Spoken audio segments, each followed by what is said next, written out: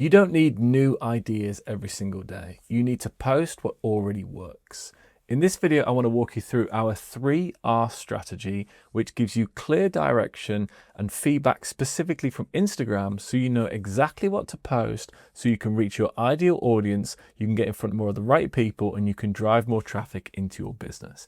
If you follow this simple framework, it's going to allow you to save hours of time every single week in your content creation and actually in the content that you distribute as well. If you don't follow this, you're going to continue to be guessing what works, what doesn't work. You're going to be scratching your head for a very long time, wondering, is this the thing I need to post, or do I need to focus on other things? If we've not met before, my name's Jake Davey. I teach business owners, entrepreneurs how to grow, monetize their audience on Instagram. Personally, I've generated over $3 million in sales in my own business, and I've helped our clients generate over $22 million in sales in theirs. Let's dive in. So very simple, we're going to focus on specifically posting what works. That sounds really obvious. It sounds, very straightforward, but this is the exact framework that I recommend for you to be able to follow in exactly, really, to ensure that this gives you the outcomes that you're looking for rapid growth on Instagram. So step number one, we got to test, right? Because the reality is that all of this comes down to testing. And the number one goal that we're looking for is we need data and feedback on what works. So here's the first thing I need you to do, if you're not doing this already, is to post consistently. And I would say as a minimum, you're posting every single day. The goal of it is this: we're testing different hooks, different topics, different video styles, different formats, talking head, B-roll, behind the scenes, quiz, polls, whatever it might be, different video angles, all these types of things, to ultimately see what type of response your content gets. And the key thing with this is that once we've done this, we can start to identify which content on your account is performing really, really well. In other words, which gets the views, which gets the likes, which gets the engagement, which gets the comments, versus those things that don't get a lot of interaction and engagement. So all we're doing, first of all, is we're putting things out there. If you like, we're throwing the things at the wall to see what sticks. And I get it, right? People say, Jake, that's not a strategy. Well, it's the first step in the strategy.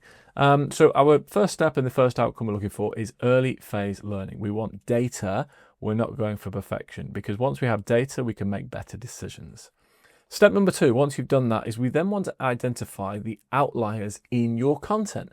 So if you think about this from a posting point of view, if you've posted 30 days worth of reels, you're then going to have 30 days of content on your feed, which will have different levels of interaction and engagement. Some of it will have lots of views, lots of likes, lots of comments, hopefully, and some of it maybe hasn't performed particularly well.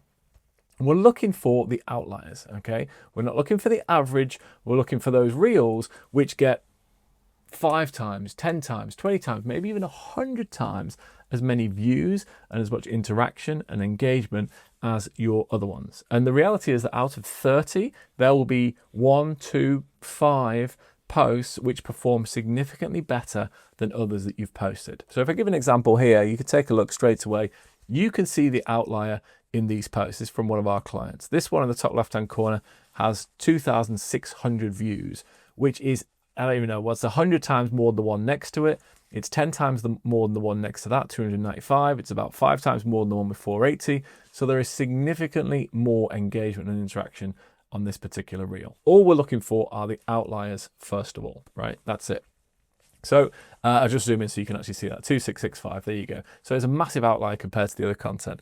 So what we're looking to do is we're finding the few posts that do most of the work, that get the greatest amount of results, the 20% that give us 80% of the results.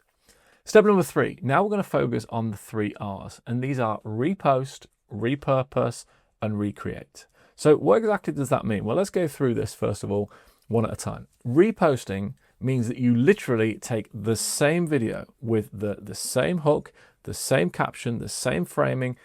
Everything stays the same. You have that video on your phone and you post it again on a different day, on a different time, okay? Which means that it goes to a new slice of your audience on Instagram.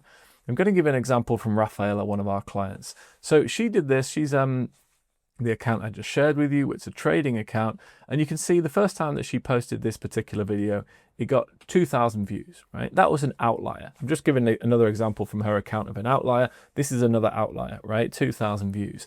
She posted the same video again, same video, same caption, same everything again. The second time it got 4,400 views, so double, more than double what it got the first time around.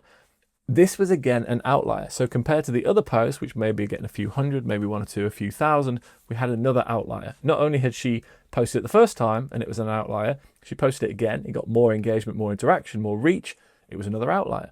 But take a look at this. She posted it a third time, it got almost 1 million views. 1 million views. There's like 33,000 likes on that post, and I don't know, a few thousand comments on that post as well.